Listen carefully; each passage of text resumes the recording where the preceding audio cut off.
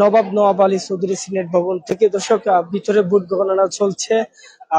Vote গ্রহণ ডাকসু নির্বাচনে, অর্থাৎ বহুল আকাঙ্ক্ষিত প্রতীক্ষিত ডাকসু নির্বাচন, সেটি সকাল 8টা থেকে ভোট গ্রহণ শুরু হয় এবং বিকাল 4টা পর্যন্ত চলে। কোনো ধরনের বড় ধরনের অপ্রীতিকর ঘটনা ছাড়া সুষ্ঠুভাবে নির্বাচন অনুষ্ঠিত হয়েছে বা ভোট গণনা হয়েছে, এমনটাই বলেছেন নির্বাচন কমিশনার পক্ষ থেকে, অর্থাৎ ডাকসু নির্বাচন কমিশনের পক্ষ থেকে, ঢাকা বিশ্ববিদ্যালয়ের কর্তৃপক্ষ থেকে। দর্শক, যেখানে ফলাফল ঘোষণা করা হবে, যেখান থেকে ডাকসু নির্বাচনের যিনি বিপি হবেন তার নাম ঘোষণা হবে, সেখানে ইতিমধ্যেই সাধারণ শিক্ষার্থীরা এবং বিশেষ করে গণমাধ্যম কর্মীরা তারা জড়ো হচ্ছেন। এলইডি স্ক্রিন যে এটি স্থাপন করা হয়েছে সেটির সামনে তারা অবস্থান নিয়েছেন।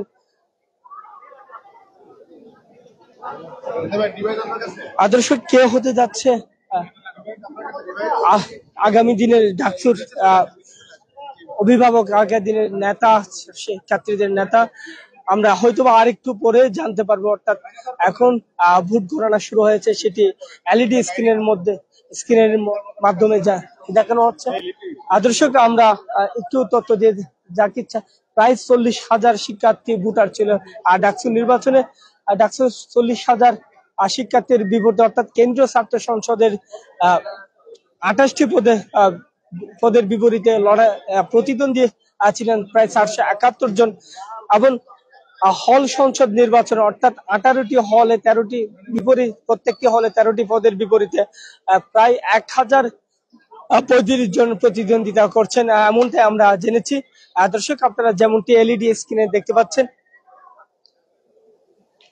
কিছুক্ষণ আগে, অর্থাৎ 20 মিনিট আগেই উপাচার্যের, অর্থাৎ ঢাকা বিশ্ববিদ্যালয়ের উপাচার্যের সঙ্গে কথা বলেছেন ছাত্রদলের কেন্দ্রীয় নেতারা, অর্থাৎ ঢাকা বিশ্ববিদ্যালয়ের যারা দায়িত্বশীল রয়েছেন, ছাত্রদলের নেতারা রয়েছেন, তারা কথা বলেছেন। সেখানে হট্টগোলের আমরা আভাস পেয়েছি এবং আমরা গণমাধ্যমের মাধ্যমে জেনেছি। সেখানে ছাত্রদলের সভাপতি সাহস রায় ঢাকা বিশ্ববিদ্যালয়ের যিনি উপাচার্য রয়েছেন তাকে জামাতি প্রশাসন, জামাতি বিসি বলে আখ্যায়িত করেছেন, এমনটাই আমরা বিভিন্ন গণমাধ্যম সূত্রে জেনেছি। দর্শক, ছাত্রদল বিশেষ করে আমরা ইতিমধ্যে জেনেছি তারা ডাকসু নির্বাচনে অনাস্থা জানিয়েছেন এবং তারা তাদের অভিযোগগুলো লিখিত আকারে নির্বাচন কমিশনার বরাবর তারা জানিয়েছেন।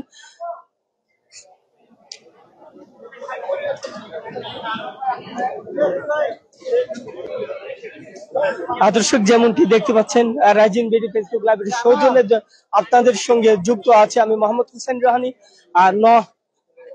নবাব নওয়াব আলী চৌধুরী সিনেট ভবন থেকে এলইডি স্ক্রিনে সরাসরি ভোট গণনা দেখার জন্য আমরা সাধারণ শিক্ষার্থী এবং পাশাপাশি গণমাধ্যম কর্মীদের ভিড় দেখতে পাচ্ছি এই মুহূর্তে।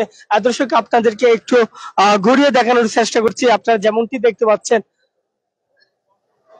যারা কর্মরত বা দায়িত্বরত ডাকসু নির্বাচনে গণমাধ্যম কর্মীরা রয়েছেন, তারা অপেক্ষায় আছেন কখন ফলাফল ঘোষণা করবে বা কতক্ষণ লাগবে সেই তথ্য পাওয়ার জন্য।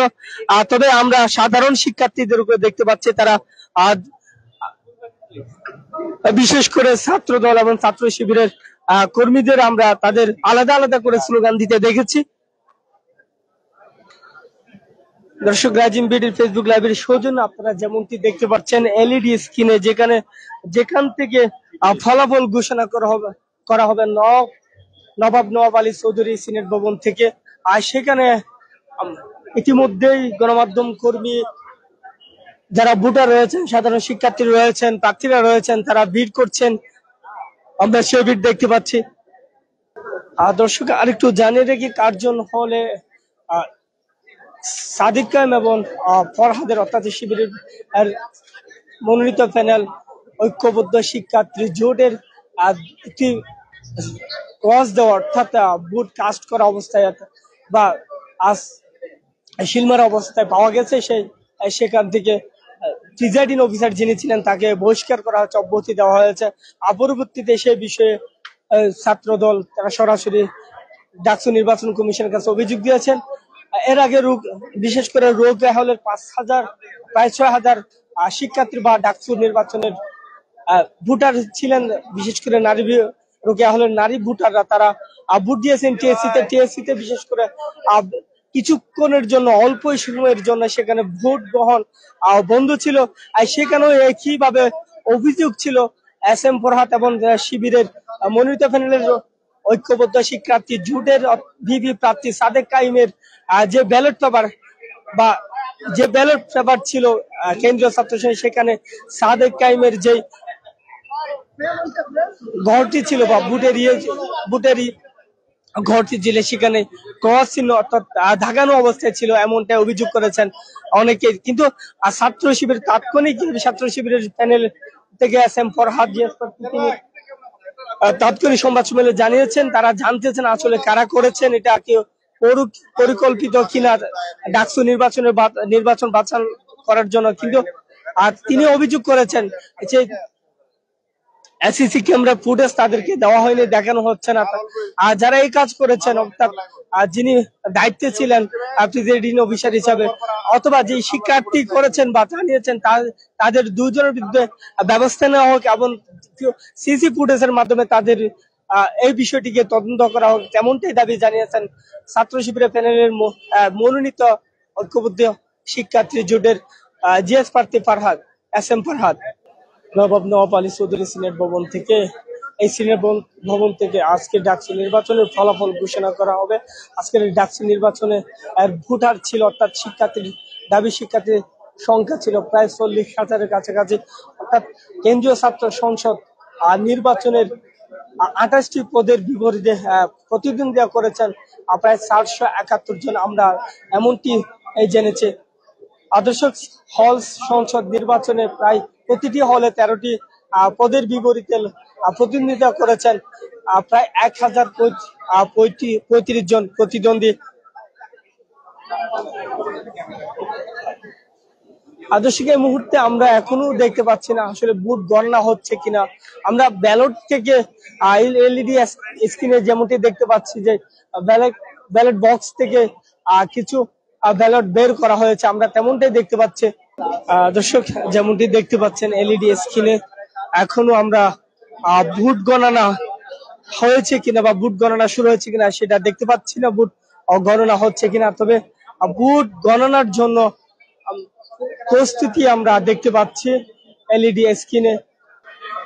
দর্শক আমরা কথা বলবো বার্তা সম্পাদকের সংবাদকর্মী নিজস্ব প্রতিবেদক, তিনি সারাদিন আজকের ডাকসু নির্বাচনের মাঠে তিনি ছিলেন এবং কি ঘটেছে একটু জানবো তার কাছ থেকে। বা একটু বলবেন? আমরা মূলত সকাল 7টা নাগাদ ঢাকা বিশ্ববিদ্যালয় এলাকায় আসি এবং এসে যেটা দেখি যে 7টার পর থেকে মূলত নারী শিক্ষার্থী থেকে শুরু করে অন্যান্য যারা ছিল তারা ভোট দেওয়ার প্রস্তুতি গ্রহণ করছে এবং অনেকে লাইনেও দাঁড়িয়ে গেছে। বিশেষ করে টিএসসি যে কেন্দ্রটি ছিল সেখানে আমরা দেখেছি যে 7টার পরপরই বড় লাইন হতে এবং তারপর 8টা নাগাদ ভোট শুরু হয় এবং ভোট শুরু প্রায় 45 মিনিট পরে কিন্তু এখানে আচরণবিধি লঙ্ঘনের অভিযোগ করে বিভিন্ন প্রার্থী। তারপরেই দুপুর নাগাদ কিন্তু ভোট কারচুপির অভিযোগ আসে, বিকেল নাগাদ সেই অভিযোগটি আরো ঘনীভূত হয়। একের পর এক অভিযোগ আসতে থাকে, বিশেষ করে টিএসসি যে কেন্দ্রটি রয়েছে সেই কেন্দ্রটিতে একের পর এক অভিযোগ এসেছে, ভোট কারচুপি, আচরণবিধি লঙ্ঘন সহ একাধিক অভিযোগ কিন্তু সেখানে মিলেছিল এবং সেই অভিযোগ ধরেই ভোট 4টা নাগাদ ভোট শেষ হয়। এর মধ্যে বেশ কিছু ঘটনা ঘটে গিয়েছে। তবে বিকেল 6টার কিছু আগে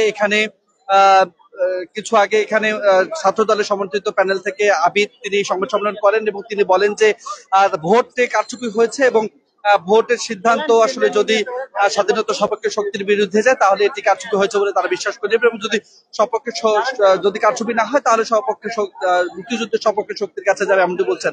এখন এই মুহূর্তে আসলে ভোট গণনার প্রস্তুতি চলছে, ব্যালট পেপার সাজানো থেকে শুরু করে অন্যান্য আনুষঙ্গিক কার্যক্রম চলছে এবং এই মুহূর্তে ভোট গণনার কার্যক্রম চলছে। তবে এই ভোটকে কেন্দ্র করে ঢাকা বিশ্ববিদ্যালয়ের চারিদিকে ব্যাপক আইন শৃঙ্খলা রক্ষাকারী বাহিনীর সদস্য এবং কড়া নিরাপত্তা এবং আইন শৃঙ্খলা রক্ষাকারী বাহিনীর কড়া সতর্কতা রয়েছে। এখানে বহিরাগত থেকে শুরু করে সারা ঢাকা বিশ্ববিদ্যালয় জুড়ে কিন্তু ঘিরে রাখা হয়েছে। আমরা দেখেছি ঢাকা বিশ্ববিদ্যালয়ের 5টি প্রবেশদ্বার, প্রত্যেকটি প্রবেশদ্বারে অসংখ্য মানুষের সমাগম দেখেছি। সবকিছু মিলেই আসলে ফলাফলের অপেক্ষায় সবাই রয়েছে, এখানে প্রার্থীরা রয়েছে, গণমাধ্যম কর্মী সহ ঢাকা বিশ্ববিদ্যালয়ের শিক্ষার্থীরা ফলাফলের অপেক্ষা রয়েছে। কিছুক্ষণের মধ্যে হয়তো গণনা শুরু হলে তারপরে মূলত জানা যাবে যে ফলাফল কি হবে। এই ছিল আজকে ডাকসু নির্বাচনে আপনি সারাদিন মাঠে ছিলেন, ছাত্রদল অভিযোগ করেছে বহিরাগতরা প্রবেশ করেছে, বিশেষ করে জামাতে শিবিরের তারা অনেক লোককে দেখতে পেয়েছে, আসলে এটা কতটুকু সত্যি? দেখেন, ঢাকা বিশ্ববিদ্যালয়ে প্রবেশের জন্য মূলত যে প্রসেস গুলো ছিল, প্রথমত স্টুডেন্ট কার্ড, হল কার্ড অথবা সাংবাদিক যারা কাজ করছে তাদের কার্ড নিয়ে প্রবেশ করতে হয়েছে এবং প্রত্যেকটি প্রবেশদ্বারে কড়া নিরাপত্তা ছিল, চেক করে ঢুকিয়েছে। প্রশ্ন হলো যদি প্রক্টোরিয়াল টিমের থেকে তারা যখন চেক করছিল বা তাদের যে চেকপোস্ট ছিল সেখানে যদি কেউ ফাঁকি দিয়ে ঢোকে তাহলে হয়তো বা ঢুকতে পেরেছে। তবে এখন পর্যন্ত এই অভিযোগগুলো, অনেকগুলো অভিযোগ এসেছে, শিবির অভিযোগ করেছে, ছাত্রদল অভিযোগ করছে, অন্যান্য প্যানেল থেকে অভিযোগ এসেছে। তবে সুনির্দিষ্টভাবে অভিযোগ প্রমাণের কোনো আলামত কিন্তু আমরা গণমাধ্যম কর্মীরা এখন পর্যন্ত পাইনি, তথা আসলে আমরা সেই বিষয়টি জোরালো ভাবে বলতেও পারবো না। বিসির একটি প্রেস মিট ছিল, সেখানে ছাত্রদল ঢুকে পড়েছে এবং বিসি কে অর্থাৎ উপাচার্যকে জামাতি প্রশাসন বা জামাতি উপাচার্য আখ্যায়িত করেছে, এমনটাই শুনেছি। এই বিষয়ে আপনি কি জানেন? আসলে এখানে তারা অভিযোগ দিতে এসেছিল শিবিরের বিপক্ষে, তারা বেশ কয়েকটি অভিযোগ উল্লেখ করে তারা অভিযোগ দাখিল করেছে এবং সেই সময় আমি আসলে সেই স্থানটিতে ছিলাম না, তবে অন্যান্য সহকর্মী থেকে যে তথ্যটি পেয়েছি সেখানে বিভিন্ন ধরনের স্লোগান হয়েছে। তবে সুনির্দিষ্টভাবে তারা শিবিরের বিপক্ষে বেশ কিছু অভিযোগ দাখিল করছে, এটি আসলে জেনেছি। নির্বাচনের বয়কটের কোনো অভিযোগ পেয়েছে কিনা? নির্বাচন আসলে এখন তো ফলাফল ঘোষণা হবে অথবা গণনা চলছে। এই মুহূর্তে বর্জন বা বয়কটের এমন কোনো আসলে ঘোষণা আসলে, তবে একজন প্রার্থী, স্বতন্ত্র প্রার্থী, ভিপি প্রার্থী, তিনি বর্জন করেছেন এমন তথ্য আমাদের কাছে এসেছে। আর সর্বশেষ জানতে হবে কতটা সুষ্ঠু হয়েছে আপনার দৃষ্টিকোণ থেকে আজকের ভোট গ্রহণ?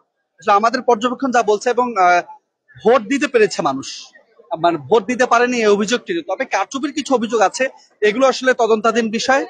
এগুলো ব্যতি রেখে উৎসব, আমেজ এবং উদ্দীপনা, সেই সঙ্গে যে প্রস্তুতি এবং সবশেষ গণনা পর্যন্ত গড়িয়ে যাওয়াটাই কিন্তু আসলে বলছে যে অনেকটাই সুস্থ। তবে যে অভিযোগগুলো এসেছে এগুলো তদন্ত করে বলতে হবে, সেই জায়গা থেকে আসলে বলার কিছু। তবে আমাদের চোখে দেখা গেছে যে স্বতঃস্ফূর্ত অংশগ্রহণ, ভোটারদের যে ভোট দেওয়ার যে প্রবণতা বা ভোট দেওয়ার যে যদি বলতে যে আনন্দ, সেটি আসলে প্রমাণ করে যে সুষ্ঠু হয়েছে। আমরা সচরাচর দেখে থাকি নির্বাচনে বুট কারচুপির সময় হয়তো বা শত শত ব্যালট পেপার সিল মারা দেখতে পাই, আবার আমরা এখানে দেখেছি একটি শুধুমাত্র এমনটাই কার্জন হলে দেখেছি একটা ব্যালট পেপারে দুজন প্রার্থীকে ভোট দেওয়া হয়েছে। এখানে কতটা ব্যালট পেপার থাকতে পারে একটু বলবেন? আসলে ব্যালট পেপার, যে ছবিটা আমরা দেখছি যে টিক চিহ্ন দেওয়া আছে এস এম ফরহাদের ব্যালট নম্বরের পাশে, এটি আসলে কতটা সত্য এটা ফরেনসিক ছাড়া তো বলার উপায় নেই। বা যে অভিযোগ করছে তাকে, তার অভিযোগটা আসলে কতটা সত্যি, এগুলো বললাম যে তদন্তাধীন বিষয়। আসলে এই অভিযোগগুলো প্রমাণাধীন বিষয়। এটি যদি পরবর্তীতে তারা রিড করে বা তারা এটি ফলাফল হিসেবে অন্যভাবে দেখে, তাহলে আসলে পরে তদন্ত করে বলা যাবে। কিন্তু এই মুহূর্তে আসলে এই জায়গায় দাঁড়িয়ে এটি নিয়ে সিদ্ধান্তে আসাটা খুবই মুশকিল। দর্শক, এতক্ষণ আপনাদেরকে আজকের সারা দিনের সর্বশেষ তথ্য জানাচ্ছিলেন বা টাটুয়ানিপুরের নিজস্ব প্রতিবেদক